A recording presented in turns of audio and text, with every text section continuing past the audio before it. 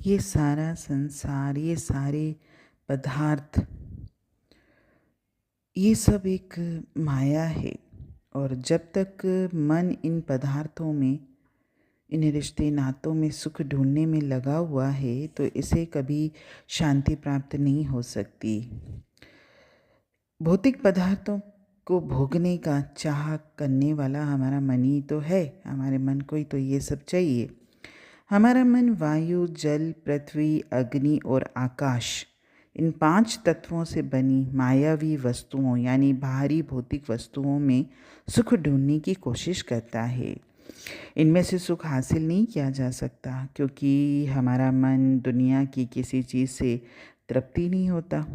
ये तो एक जगह से दूसरी जगह भागता रहता है, एक को छोड़कर दूसरी चीज़ की ओर, एक चेहरे को छोड़कर दूसरे चेहरे की ओर बस भागता ही रहता है, हमेशा भटकता रहता है।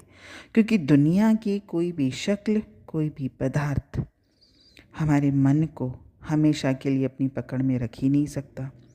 और जब हमारा मन परमपिता परमात्मा के साथ जुड़ जाता है, जब उसकी प्रेम भक्ति में डूब जाता है, तभी ये दुनिया के पदार्थों का मोह छोड़ पाता है। और इस मोह के छूटने पर ही मन को शांति प्राप्त होती है।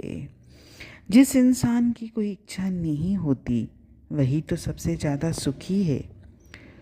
वो तो ये कहेगा कि मुझे तो किसी चीज़ की ज़रूरत ही नहीं है। लेकिन जिसके अंदर हमेशा इच्छाएं उठती रहती हैं, जो दुनिया के शक्लों और पदार्थों के पीछे भटकता फिरता है, वह उन इच्छाओं के पूरा हो जाने पर और ज़्यादा निराश हो जाता है।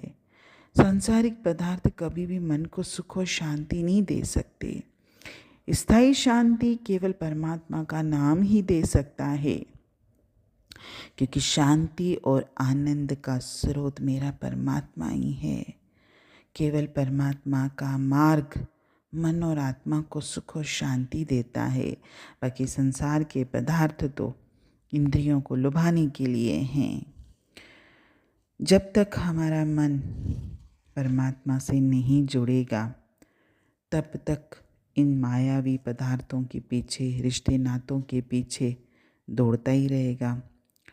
और जब हम अपने मन को परमात्मा के नाम से जोड़ देते हैं, तभी ये इंद्रियों के भोगों के पीछे नहीं दौड़ेगा और ये हमारी बात सुनेगा। तब ये हमारी हर बात सुनने और मानने के लिए तैयार हो जाएगा।